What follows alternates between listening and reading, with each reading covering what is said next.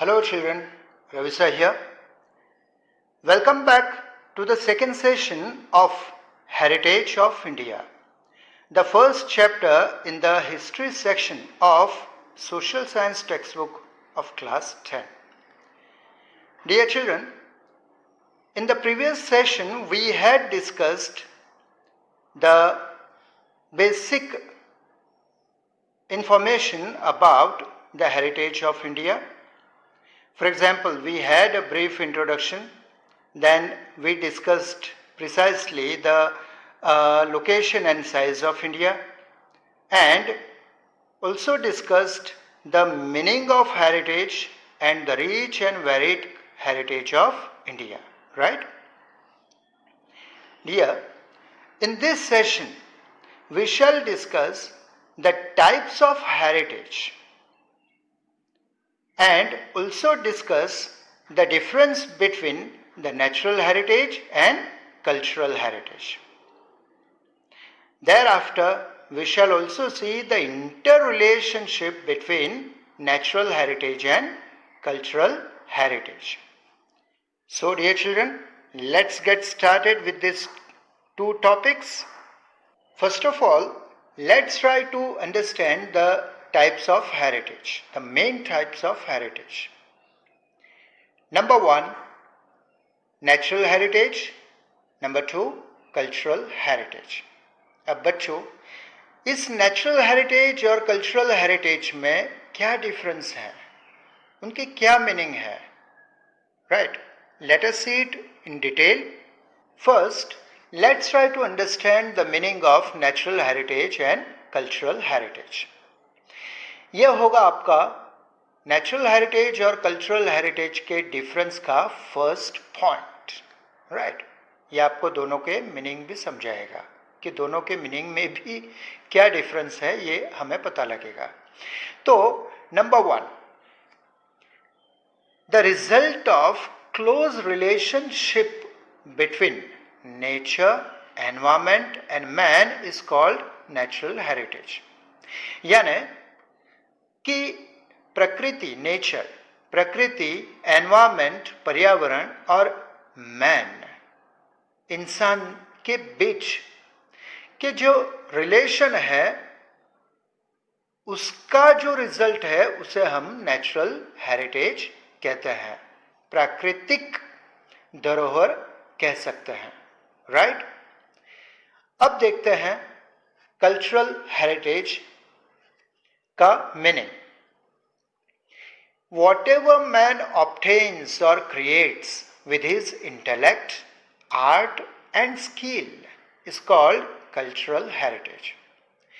यानी आदमी अपने इंटेलेक्ट, अपने बुद्धि से, अक्ल से, आर्ट यानी कला से, एंड स्किल यानी कुशलता से जो कुछ ऑब्टेन करता है यानी अचीव करता है, और क्रिएट्स या तो क्रिएट करता है, सर्जन करता है, उसे हम कल्चरल हेरिटेज कहते हैं, यानी सांस्कृतिक धरोहर कहते हैं.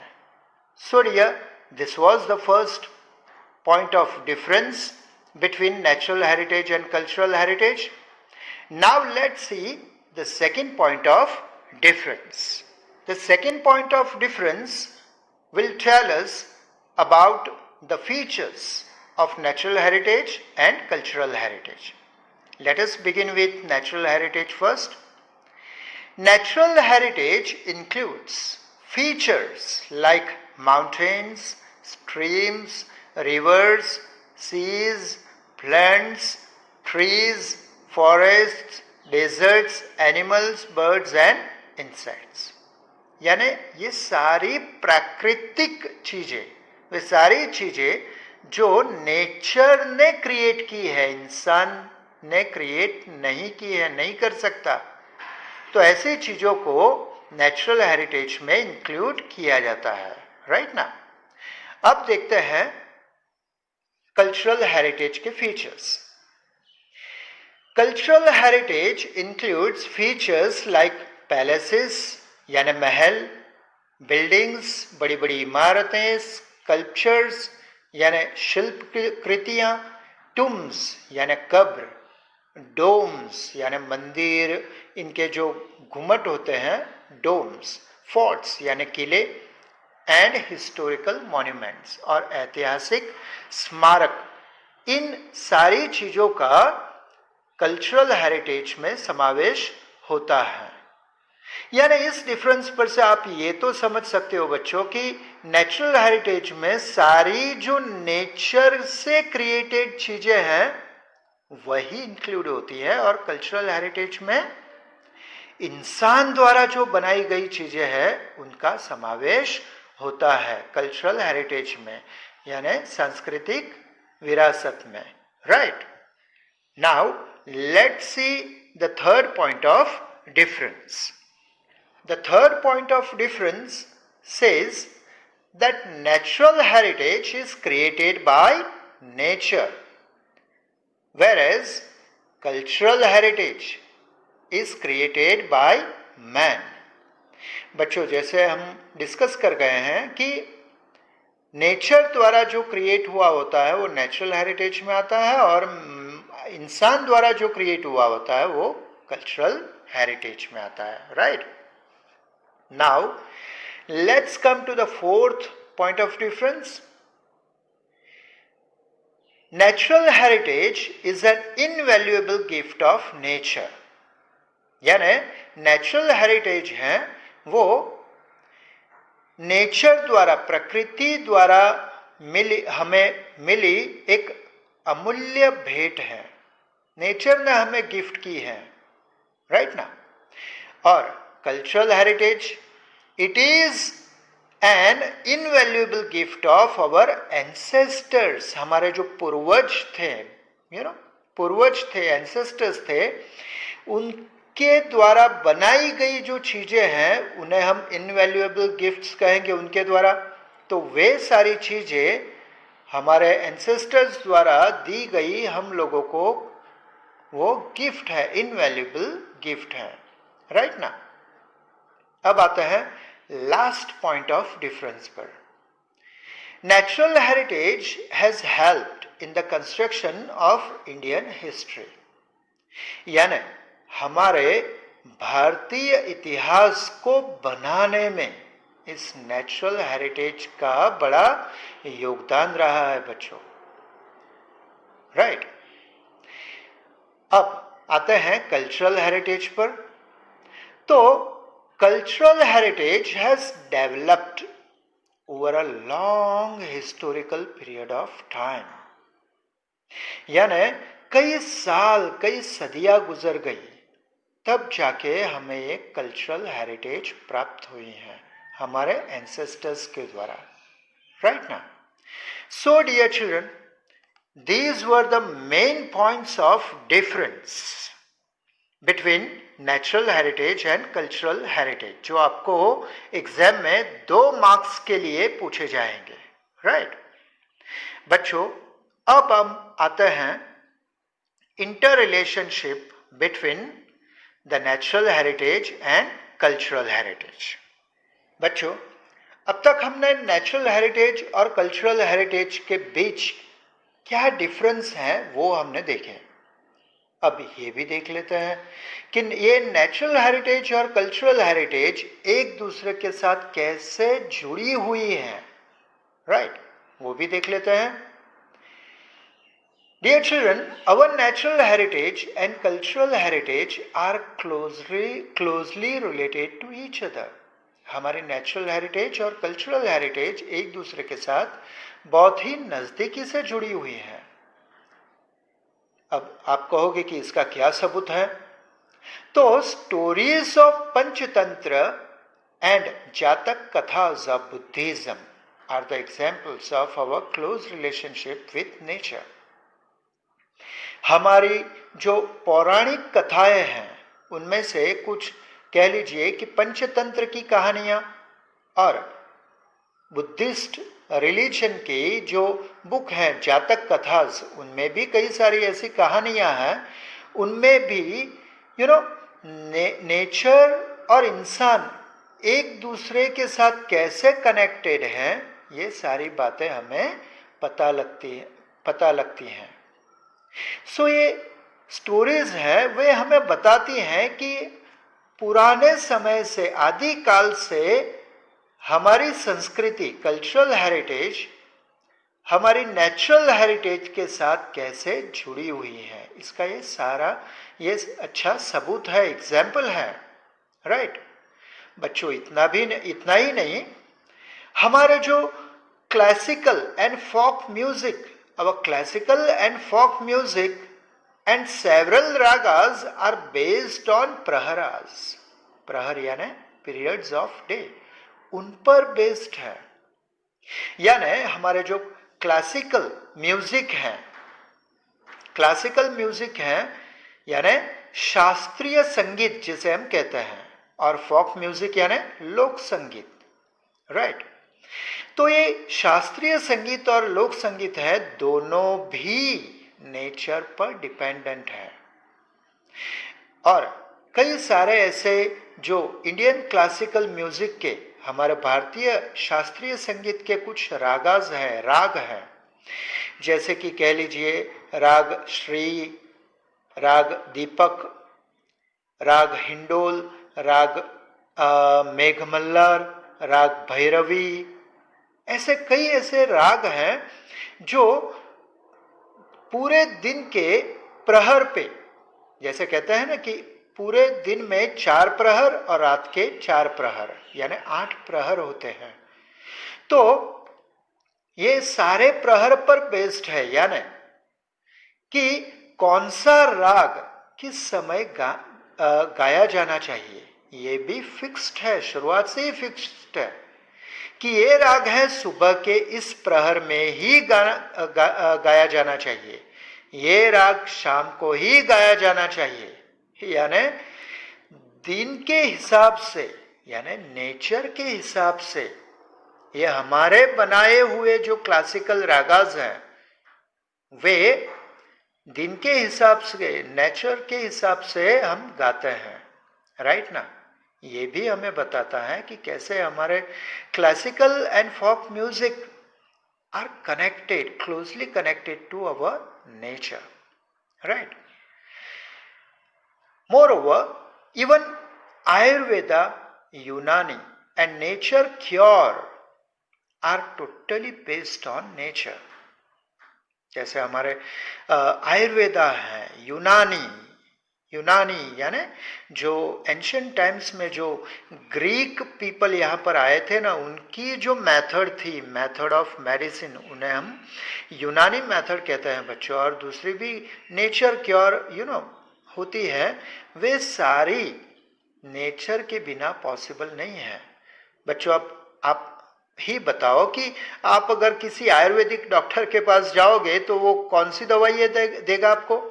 ऑफ कोर्स हर्बल मेडिसिन, जड़ी बूटियां ही देगा, isn't it? तो ये जड़ी बूटियां कौन देता है हमें? नेचर देती है ना। हाँ, तो हमारे जो मेडिकल साइंस हैं, एंशिएंट इंडिया के जो मेडिकल साइंस हैं, वे भी नेचर पर डिपेंडेंट हैं, ये भी इस पर से साबित होता है, सही है ना। अब आगे देखते हैं बच्चों कि ये जो नेचर के जो एलिमेंट्स हैं, for example we worship trees like peepal, banyan and tulsi, right. अब जो खास तौर पर जो हिंदू लोग हैं, हिंदू लोग हैं, तो हिंदू धर्म में क्या करते हैं कि पीपल का पेड़ है, बनियन यानी वड़ का पेड़ है, जिसे आप बरगद कहते हो, बरगद का पेड़ है, वटवृक्ष भी कहते हैं उसे, और तुलसी, बेसिल प्लांट जिसे कहते हैं। अब इन सारे ट्रीज को भी हम वर्शिप करते हैं। हम ये मानकर चलते हैं कि ये सारे ट्रीज हैं, उनमें कोई देवी देवता निवास करते हैं, राइट ना।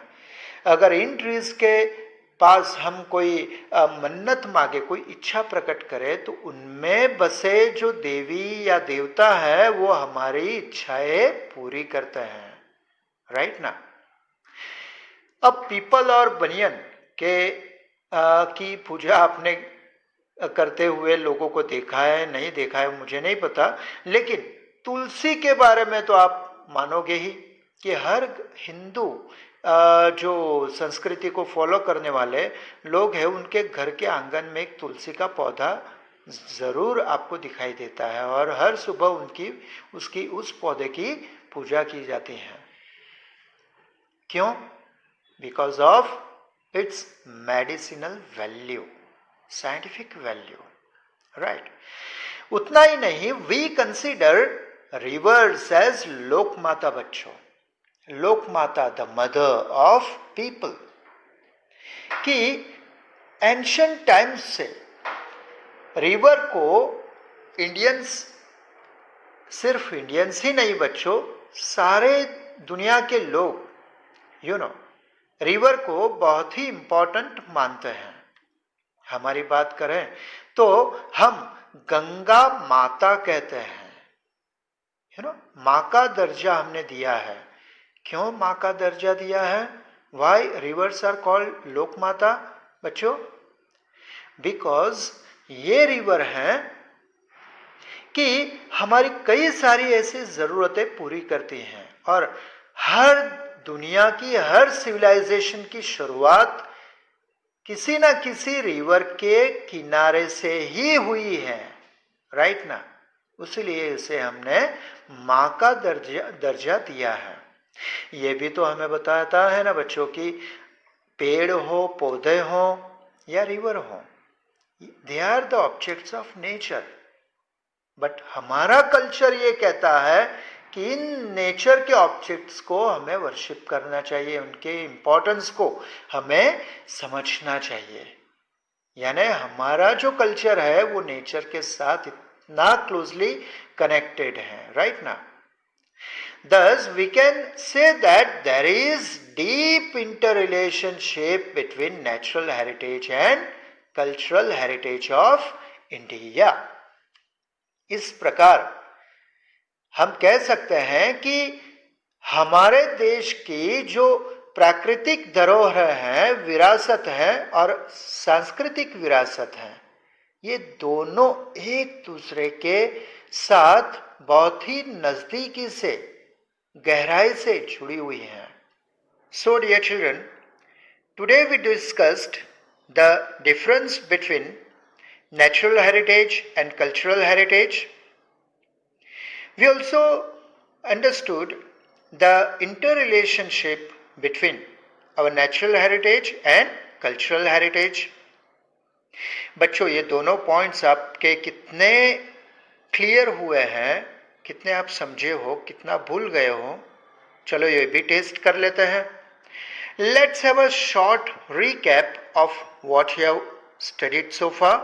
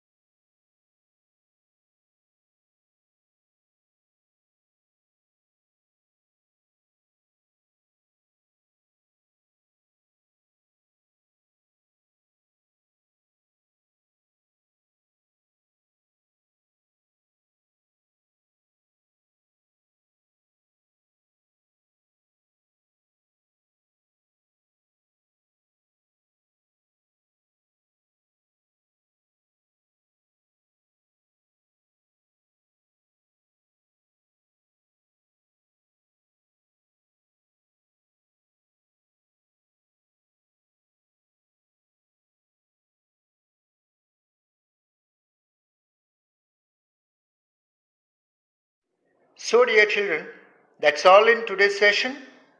See you soon with a new topic and a new hope of learning something new. Till then, wish you all the very best with today's learning. Bye.